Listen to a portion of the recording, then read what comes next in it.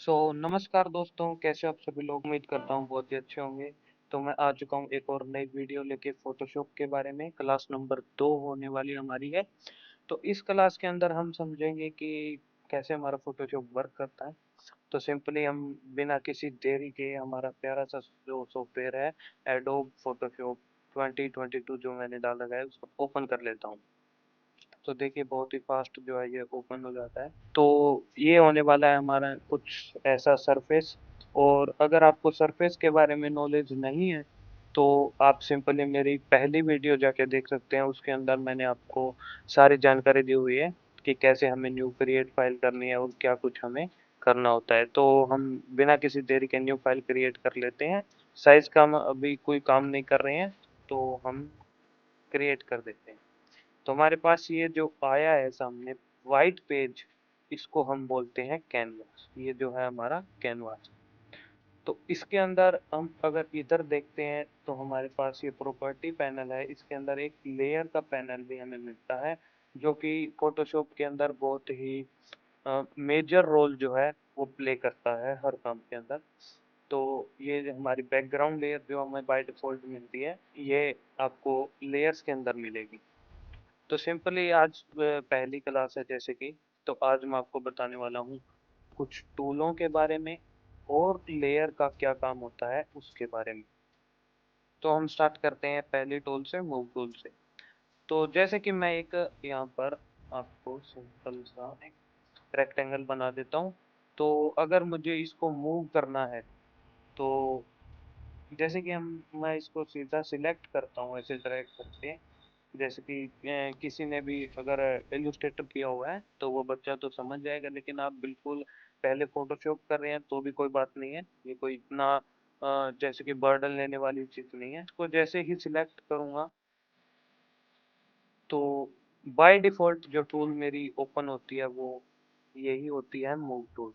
तो इसको मैं सिलेक्ट करके इधर भी एडजस्ट कर सकता हूँ, इधर भी और इधर भी जैसे कि मैं चाहता हूँ वैसे इसको कर सकता हूँ। मूव टूल हमें ये एक्सेस देती है कि हम किसी भी शेप को हिला डुला सकते हैं, किधर भी हम रख सकते हैं जैसे भी हमारी नीड हो। मूव टूल से हम एक काम और कर सकते हैं। ये जो छोटे छोटे आपको जो गोल गोल रिंग से दिख रहे हैं चारों कॉर्नर पे, ये क्या काम आते हैं, इसको हम सिलेक्ट करते हैं और इसको ड्रैग कर देते हैं पकड़ के। तो हमारी जो शेप है वो कुछ ऐसी नजर आएगी हमें। कॉर्नर को जो है राउंड बना देते हैं। तो मूव टूल का काम आपको पता लग गया होगा कि क्या काम है इसको। ये हम मूव टूल हम ओके। अब बात करते हैं हम दूसरे नंबर टूल की, जो कि है सिलेक्शन टूल। यहाँ पर अगर हम मैं कर्सर मेरा सिलेक्शन टूल पे रखता हूँ तो मुझे ये थोड़ा सा ट्यूटोरियल भी दिखाता है कि सिलेक्शन टूल क्या काम आता है। देखें यहाँ पे ये बता रहा है कि मैं किसी भी चीज़ को आसानी से सिलेक्ट कर सकता हूँ। तो मैं ये लेता हूँ और इसके अंदर मुझे अगर मैं इसके ऊपर राइट क्लिक करता हूँ तो ये चार मुझे इसके अलग अलग मोड दिखाई देते हैं, एक स्क्वायर का, एक इलिप्स का, और एक रेक्टेंगल का, और एक हॉरिजॉन्टल का। सॉरी मैं गलत बोल गया शायद, हॉरिजॉन्टल और वर्टिकल। तो मैं मेरी शेप को एक बार डिलीट कर देता हूँ। सिलेक्शन टूल लेना है मुझे और यहाँ पे मैंने एक सिलेक्शन बना दिया।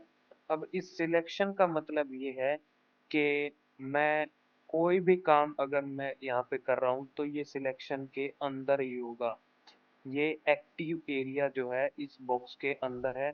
बाहर अगर मैं कुछ भी काम करूंगा तो वो इसके ऊपर अप्लाई नहीं होगा। जैसे कि मैं ब्रश टूल लेता हूँ और मैं ब्रश से पेंट करता हूँ, कुछ नहीं हो रहा। ये देखिए मैं पेंट कर रहा हूँ लेकिन वो कुछ नहीं, क्योंकि सिलेक्शन एरिया जो है वो इस बॉक्स के अंदर है। जैसे ही मैं इस बॉक्स के अंदर जाके पेंट करता हूँ तो ये देखिए काफी सुंदर ये जो है पेंट निखर के आ रहा है। देखिए देखिए देखिए, बहुत ही सुंदर। तो ये काम जो है सिलेक्शन टूल से हम कर सकते हैं। इसको जैसे ही मैं इसका साइज भी बड़ा करना चाहता हूँ तो साथ साथ सिलेक्शन का साइज भी इंक्रीज हो रहा है और साथ साथ ही मेरी शेप। तो बहुत सारे बच्चों को एक और प्रॉब्लम आती है कि ये जो सिलेक्शन दिख रही है मुझे, ये जो लाइन चल रही है जेब्रा जेब्रा कलर में, ये देखिए ये कैसे हटेंगी बहुत सारी। इसको अगर मैं टिक भी कर देता हूँ तो भी ये नहीं जा रही, देखिए। तो इसका जो है, मैं एक आपको शॉर्टकट मुझे बता देता हूँ, कंट्रोल डी। अगर मैं कंट्रोल डी दबाता हूँ तो मेरी ये लाइंस देखिए डिससिलेक्ट हो जाएगी। कंट्रोल डी का मतलब डिससिलेक्ट। तो एक ये देखिए, मैंने आपको जैसे कि बताया था कि लेयर का बहुत ज्यादा फंडा है फोटोशॉप में। तो मैं इसको नॉर्मल लेयर पे कर देता हूँ और इसको मूव करने का एक्सेस ले लेता हूँ। ये भी गलत है। सही तरीका क्या है, देखिए, मैं शेप को एक बार अंडू कर देता हूँ। देखिए यहाँ पर ये लॉक है, बैकग्राउंड लेयर जो है, अगर मैं कोई भी काम करता हूँ तो वो बैकग्राउंड लेयर पे होगी। और अगर मैं इसको अब एडजस्ट करना चाहता हूँ, ब्रश को ऊपर नीचे करना चाहता हूँ, तो ये नहीं होगा और ये एरर आ जाएगा। तो इसको मैं क्या करूँगा, ये देखिए यहाँ पर मुझे एक छोटा सा प्लस का आइकन दिखाई दे रहा है। मैं इसके ऊपर क्लिक करूंगा और न्यू लेयर लूंगा। लेयर का मैं नाम भी दे सकता हूँ, तो आप चाहे तो लेयर का नेमिंग करें। नेमिंग करनी ही है ताकि आपको काम करने में आसानी हो। तो मैं ब्रश इसका नाम रख देता हूँ और एंटर दबा देता हूँ। इसका नाम है ब्रश। तो अब मैं जैसे ही ब्रश लेकर, ये देखिए, अब मैंने ब्रश लिया और ये क्या निशान आ रहा है, बैन का निशान आ रहा है, क्योंकि मैंने कोई भी लेयर सिलेक्ट नहीं कर रखी जिस पे मुझे काम करना है। तो सिंपली यहाँ मैं ब्रश पे क्लिक करूंगा और अब आऊंगा तो देखिए मेरा ब्रश जो है एक्टिव हो गया और मैं पेंट कर लूंगा। तो अब मैं अगर मेरे ब्रश को ऊपर नीचे करना चाहता हूँ तो सिंपली कर सकता हूँ। ये देखिए, ये है लेयर के काम। ये देखिए, लेयर का हमें बहुत ज्यादा फोटोशॉप के अंदर ध्यान रखना होगा। और ये देखिए, इलिप्स मैं अगर बना देता हूँ और इसके अंदर भी मैं कलर करना चाहूँ तो देखिए एक्टिव एरिया के अंदर ही हो रहा है। तो ये हमारी कुछ ऐसा काम है इसका सिलेक्शन टूल का। होपफुली कि आपको सिलेक्शन टूल समझ आया होगा। और डिसलेक्ट करना है तो क्या क्या बताया था मैंने, कंट्रोल डी। मैं आपको एक सलाह दूंगा कि ज़्यादा से ज़्यादा आप शॉर्टकट्स का यूज़ करें ताकि काम करने में आसानी हो और आपको काम करने में काफ़ी मज़ा भी आने लगेगा, देखिएगा। और शॉर्टकट अगर हमें याद होंगे तो हमारा काम भी बिल्कुल फास्ट होने लगता है। तो जल्दी मिलते हैं अगले ट्यूटोरियल के अंदर। होपफुली आपको पसंद आया होगा। अगर पसंद आया है तो लाइक शेयर एंड सब्सक्राइब जरूर करें।